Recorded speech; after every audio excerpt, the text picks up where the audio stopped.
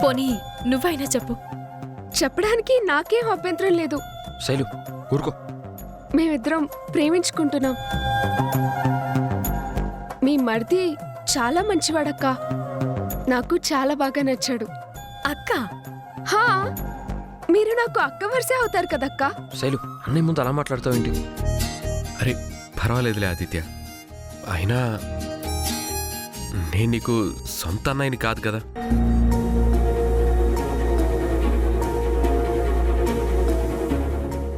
అదేంటన్నయ్య అలా అంటావేంటి? నువ్వు ఎప్పటికీ నాకు అన్నయ్యవే, నీ తర్వాత ఎవరైనా. ఇదిగో అన్నయ్య, నేను ఇప్పుడే చెప్తున్నాను, నువ్వు వదిన ఓకే అంటేనే నేను శైలుని పెళ్లి చేసుకుంటాను.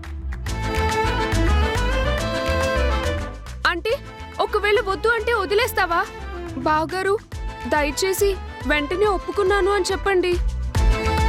లేదంటే మనసు మార్చుకుంటాడేమోనండి. ఈయన గారిని ఒప్పించడానికి నేను చాలా కష్టపడాల్సి వచ్చింది. ఇప్పుడు మీరు నో అంటే ఇంకా అంతే సంగతులు. ఆదిత్య అనే రేపు ఒకసారి ఇంటికి రా. ఇంటికా? ఎందుకన్నయ్య? ఎందుకో ఇంటికి వస్తే చెప్తాను. అన్నీ ఇప్పుడే చెప్పాలా? ఇప్పటి వరకు నువ్వన్నీ చెప్పే చేసావా ఆదిత్య? ఆదిత్య రేపు ఇంటికి రావడం మర్చిపోవద్దు. పద వెళ్దాం. సరే వెళ్ళొస్తాం. అలాగే అక్క.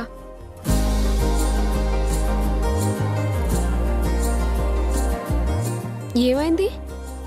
ఇంటికి రమ్మన్నాడు. అక్కడ ఏం జరుగుతుందో ఏంటో. ఏమవ్వదు, మనకు పెళ్ళవుతుందంతే. నిన్ను పద. సారీ.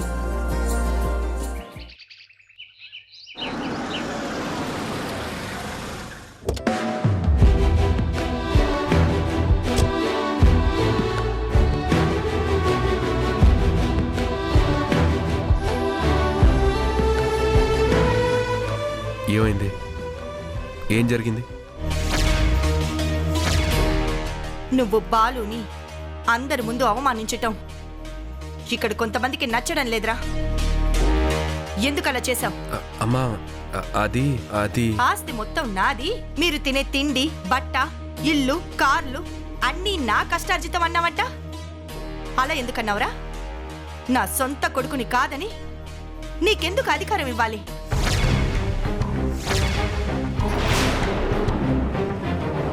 నువ్వు గొప్ప, నా కన్న బిడ్డలు గొప్ప అని వీళ్ళు అడుగుతున్నారు. ఏం సమాధానం చెప్తావో చెప్పు. అమ్మా అది నేను ఆగు. దానికి సమాధానం చెప్పాల్సింది నువ్వు కాదురా,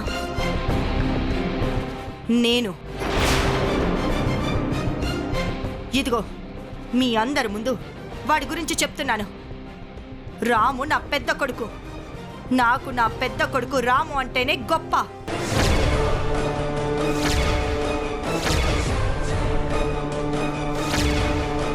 నా పెద్ద కొడుకు రాము ఏమి చేసినా అందులో ఒక అర్థం ఉంటుంది.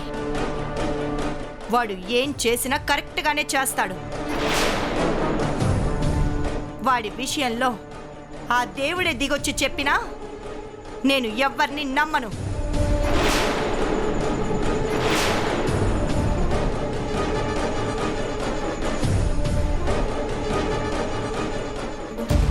అంటే ఆఫీసులో అధికారం లాక్కున్నాడు అని అడుగుతున్నావు కదా? అసలు ఆ రోజు నేను వద్దంటున్నా సరే బాలుని ఆ ఎండి చైర్లో కూర్చోబెట్టింది ఎవరనుకున్నారు? నా పెద్ద కొడుకు.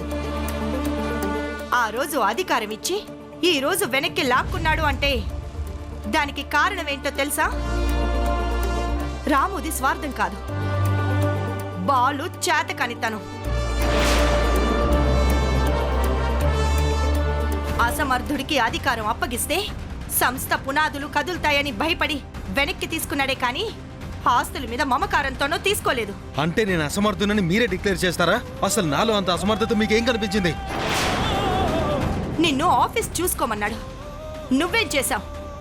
మీ మావగారిని ఎందుకు నీ పక్కన చైర్ వేసి కూర్చోబెట్టావు? ఆయన చెప్పిన వాళ్ళకి కాంట్రాక్ట్లు ఎందుకు ఇచ్చావు?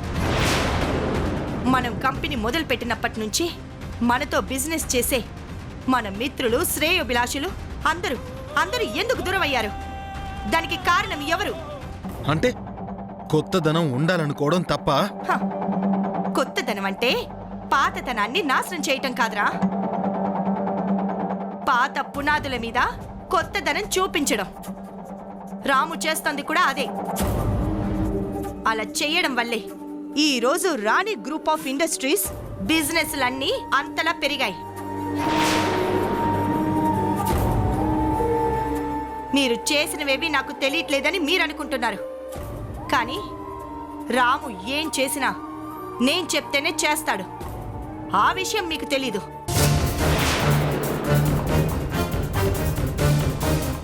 ఏం దుర్గాప్రసాద్, ఇప్పుడు నీ ప్రశ్నకు సమాధానం దొరికిందా? రామేం చేసినా రాణికి చెప్పే చేస్తాడు, రాణి చెబితేనే చేస్తాడు. మీరు రాముని అనుమానించడం, తనని నిందించడం అంటే మమ్మల్ని నిందించినట్లే అవుతుంది. అది గుర్తుపెట్టుకోండి. ఇప్పుడు చెప్తున్నాను, బాగా వినండి. రాము ఏం చేసినా అది నాకు ఇష్టమే.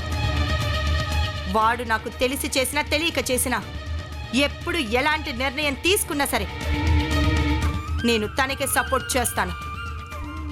ఎప్పుడు అడ్డు చెప్పను. రాము నోటి నుంచి వచ్చే ప్రతి మాట అది నా నిర్ణయం అన్నట్టుగానే మీరందరూ భావించాలి. చూడండి అన్నయ్య, ఇది నా పెద్ద కొడుకు స్థాపించిన సామ్రాజ్యం. దానికి చక్రవర్తి వాడే. ఇందులో ఎలాంటి మార్పు లేదు.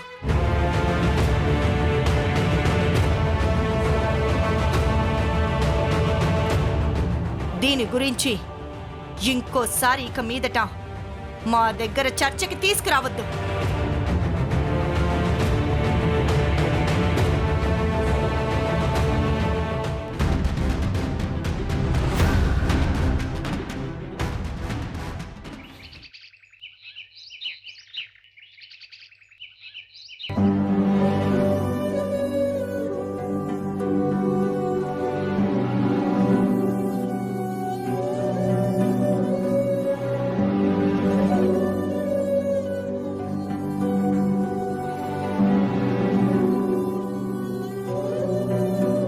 తులసమ్మ, ఒకసారి నీ ఫోన్ ఇస్తావా? అమ్మతో మాట్లాడాలి. ఏంటోనమ్మా, మిమ్మల్ని చూస్తుంటే అయ్యో పాపం అనిపిస్తుంది. కానీ మీ అత్తామామలకు మాత్రం కొంచెం కూడా కనికరం ఉండదు. కనీసం ఫోన్ కూడా మీ చేతిలో లేకుండా చేశారు. ఇవన్నీ మీ అమ్మగారికి చెప్పొచ్చు కదమ్మా. ఎందుకు తులసమ్మ? నేను పడే బాధ వాళ్ళు కూడా పడాలా? ఇది నేను కోరుకుని తెచ్చుకున్న కష్టం. నేనే పడాలి. ఇదిగో అమ్మా, మాట్లాడు.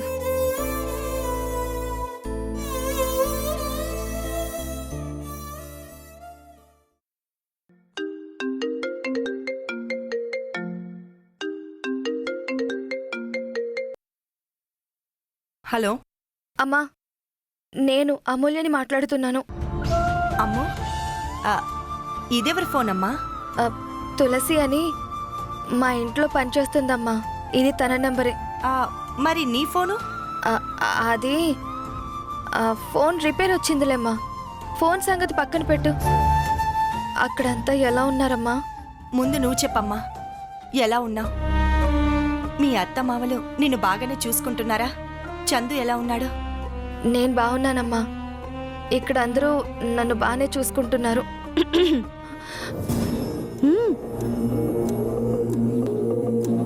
అమ్మా, అక్కడంతా ఎలా ఉన్నారు? రామన్నయ్యకి బాలు అన్నయ్యకి గొడవలు జరుగుతున్నాయి కదా, ఇప్పుడు ఎలా ఉన్నాయి? సద్దు మణిగిందా? ఇంకా జరుగుతూనే ఉన్నాయా? అన్నదమ్ముల మధ్యన ఎప్పుడూ ఇలాంటి గొడవలు రాకూడదమ్మా. ఒక్కసారి వచ్చాయి అంటే అవి రావణ కాష్టంలా అలా కాలుతూనే ఉంటాయి.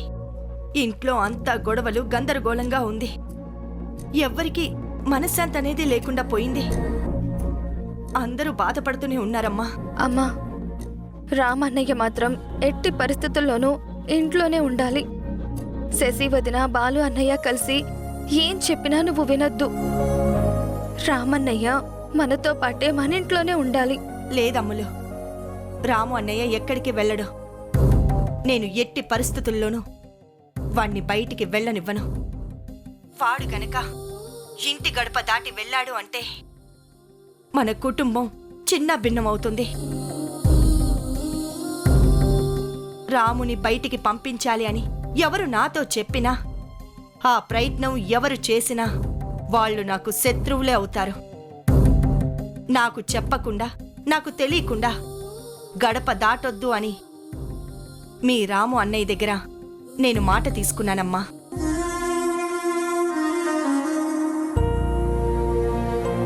మంచి పని చేసావమ్మా. ఇప్పుడు నువ్వెవ్వరి మాటలు నమ్మకు. రామన్నయ్యకి చాలా మంది శత్రువులున్నారు. వాళ్ళు రామన్నయ్య గురించి చాలా చెప్పాలని చూస్తారమ్మా. జాగ్రత్త. వాడు నా బిడ్డ. రాము నా రక్తం పంచుకోలేదేమో కానీ నా ప్రేమని పంచుకున్నాడు, నా అభిమానం పంచుకున్నాడు. వాడి గురించి ఆ దేవుడు తప్పుగా చెప్పినా సరే నేనేమాత్రం నమ్మనమ్మా. నా భర్త మీద మీకు ఎంత అభిమానం ఉందత్తమ్మా.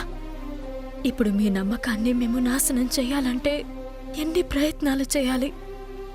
మీ మనసుని ఎలా మార్చాలి? మేమిల్లొదిలి వెళ్ళిపోవడానికి మీ మనసుని ఎంత కష్టపెట్టాలత్తమ్మా?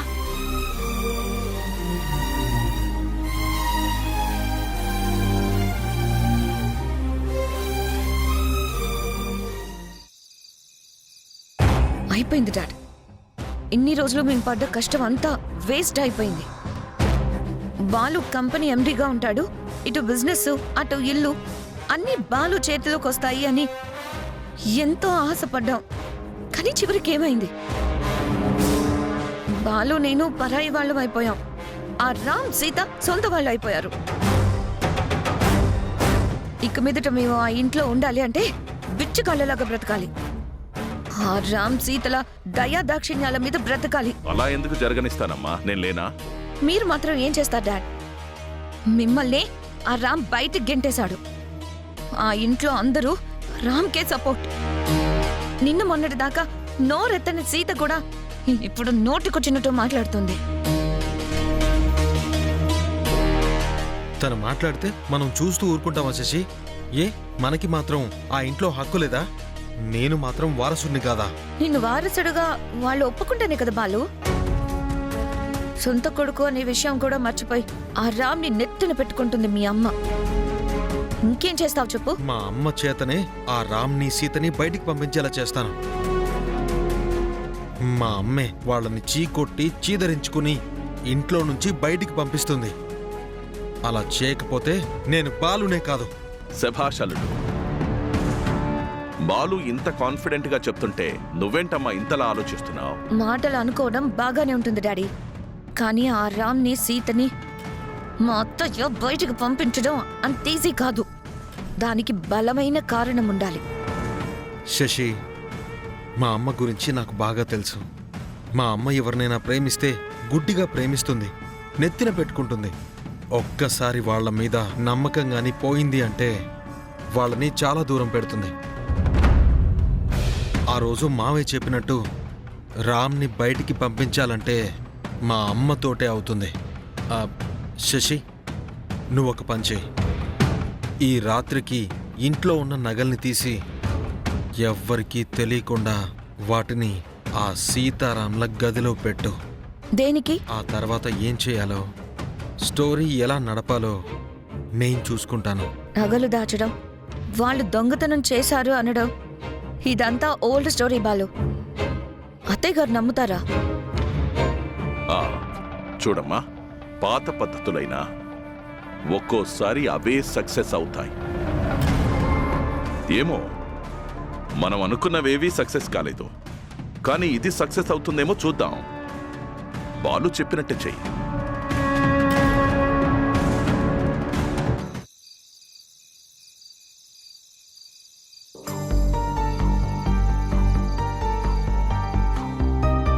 రాము నా పెద్ద కొడుకు.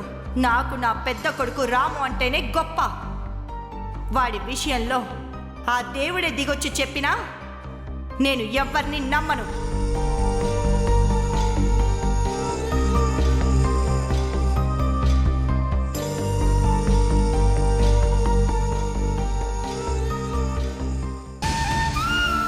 ఏమండి, ఇక మీ విషయంలో ఆ దేవుడే దిగొచ్చి చెప్పినా సరే అత్తమ్మ మిమ్మల్ని ద్వేషించరు, మనల్ని బయటికి పంపించరు. అలా అనకు సీత. మనం బయటికి వెళ్ళకపోతే నష్టపోయేది అమ్మే. పెంచుకున్న నా కోసం అమ్మ తన బిడ్డల్ని దూరం చేసుకుంటుంది. ప్రపంచంలో ఏ తల్లిదండ్రులు ఇంత త్యాగం చేయలేరు సీత. నిస్వార్థమైన ప్రేమని పంచే శక్తి అమ్మా నాన్నలకున్నా ఆ ప్రేమని నాకే సొంతం కావాలి అనుకునేంత స్వార్థం నాకు లేదు సీత. మనం ఇంకా ఇక్కడే ఉంటే బాలు అమ్మకి, ఈ ఇంటికి పూర్తిగా దూరం అవుతాడు. కానీ మీ అమ్మగారి మనసులో మీ స్థానం చాలా గొప్పదండి. మీకోసం ఆవిడ ఏ త్యాగానికైనా సిద్ధపడుతుంది. ఇప్పటికే నా కోసం అమ్మా నాన్నలు చాలా త్యాగాలు చేశారు సీత. వాళ్ళు లేకపోతే అసలు ఈ రామ్ అనేవాడే లేడు. ఏమిచ్చి వాళ్ళ రుణం తీర్చుకోగలం సీత? బాలు శశిరేఖ చేతిలో కీలు బొమ్మలా మారాడు. ఇప్పుడు బాలుని మనం మార్చలేం. అలాగని వదిలేస్తే అందరికీ దూరం అవుతాడు. బాలుని కాపాడాలంటే బాలు అమ్మ చేతుల్లోనే ఉండాలి. బాలు ఇంట్లో ఉండాలంటే మనం బయటికి వెళ్ళాలి. కానీ ఎలాగండి? నిజానికి మనం చేసిన పనులకి అత్తమ్మకి మన మీద కోపం రావాలి, కానీ ఇప్పటికీ మనల్ని వెనకేసుకొస్తుంది. ఆ శశి వాళ్ళ నాన్నగారు అంత గొడవ చేస్తే అందరికీ ఎలాంటి సమాధానం చెప్పారో మీరే చూశారు కదా. సీత, వేడెక్కడం మొదలు పెడితే ఇనుము కూడా ఒక టెంపరేచర్ దగ్గర బెండ్ అవుతుంది. నా మీద ఎంత ప్రేమ, అభిమానం, నమ్మకం ఉన్నా ఏదో ఒక దశలో, ఏదో ఒక ప్రయత్నంలో నా మీద ద్వేషం పెరుగుతుంది. సంవత్సరంలో 365 రోజులు ఒక మనిషి మీద ప్రేమ అలాగే స్థిరంగా ఉండాలంటే ఉండదు. ఇది జీవితం. కోపం, అలక, బాధ, సంతోషం అన్నీ కలిసుంటాయి. ఏదో ఒక దశలో చినుకు చినుకు, చిన్న చిరాకు అమ్మ మనసులోకి వస్తుంది. దాన్ని మరింత పెంచితే అదే కోపంగా మారుతుంది. సరేనండి, మీరన్నట్టే ఎదురు చూద్దాం. పదండి, వెళ్ళి పడుకుందాం. బాగా లేట్ అయిపోయింది. బాలు శశి పడుకున్నారా? లేదండి, వాళ్ళింకా ఇంటికి రాలేదు. ఇంకా రాలేదా? టైం 11 అవుతుంది. ఇంకా రాకపోవడం ఏంటి? తెలిసిందే కదా, వాళ్ళ మామగారితో కలిసి మందు తాగి ఎప్పటికింటికి చేరతాడో. సీత, అమ్మకి కోపం తెప్పించడానికి అవకాశం దొరికింది. ఏంటండి అది? చెప్పానుగా, మనకి దొరికే చిన్న అవకాశం కూడా మిస్ చేసుకోకూడదు. చెప్తాను, పద.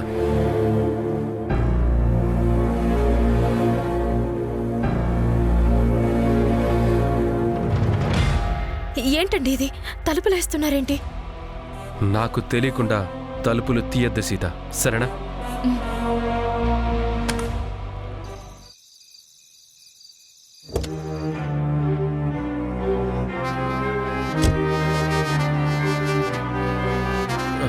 బాలు, ఇదేంటి? మనం వచ్చేంత వరకు డోర్ క్లోజ్ చేయరు కదా, ఈరోజు క్లోజ్ చేశారండి బాలు? ఎవరో బుద్ధి లేని వాళ్ళు క్లోజ్ చేసి ఉంటారు. వాళ్ళెవరో తెలుసుకుని వాళ్ళ సంగతి చెప్దాం, పద. జాగ్రత్త బాలు.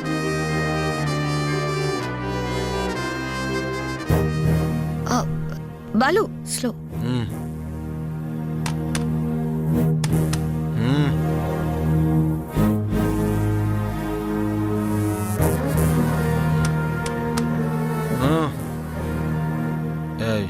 ఇదేంటి డోర్ ఓపెన్ కావట్లేదు? అంటే లోపల నుంచి లాక్ చేశారా? అవును బాలు, లోపల నుంచే లాక్ చేశారు. రైట్. ఎవర్రా లాక్ చేసింది? రైట్. ఈరోజు నా చేతిలో అయిపోయారు. మా అమ్మా, ఎవరమ్మా అది తలుపులు అలా కొడుతున్నారు? అమ్మా, తలుపుది అమ్మా. బాలు తాతయ్య. తలుపులు ఎవరు వేశారు రాణి? వాడు వచ్చేంత వరకు తలుపు తెరిచే ఉంచుతారు కదా. అయినా గడి ఎవరు పెట్టారు? ఏమోనండి, నాకేం తెలీదు. అమ్మా, ఏయ్! అమ్మా, వాడు తలుపులు బద్దలు కొట్టేలా ఉన్నాడు. పదండి తీద్దాం. తలుపు తీయండి, తలుపు తీయండి. బాలు, ఏంటి ఏంటమ్మా ఇదే? ఎప్పుడూ లేనిది నేను రాకుండా తలుపులు వేశారు ఎందుకో? ఎవరు గడియ వేశారో తెలీదు. అంటే నన్ను లోపలికి రానివద్దని డిసైడ్ అయ్యారా?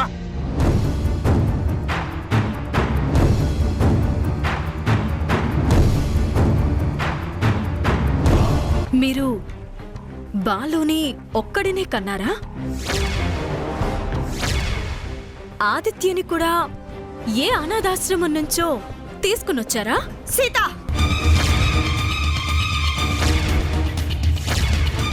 అమూల్యనేమో తన కర్మకు వదిలేశారు. ఇప్పుడు ఆదిత్యని కూడా అలానే వదిలేస్తున్నారు. అసలు మీరు నిజంగా కన్నతల్లేనా? నోర్మోయ్!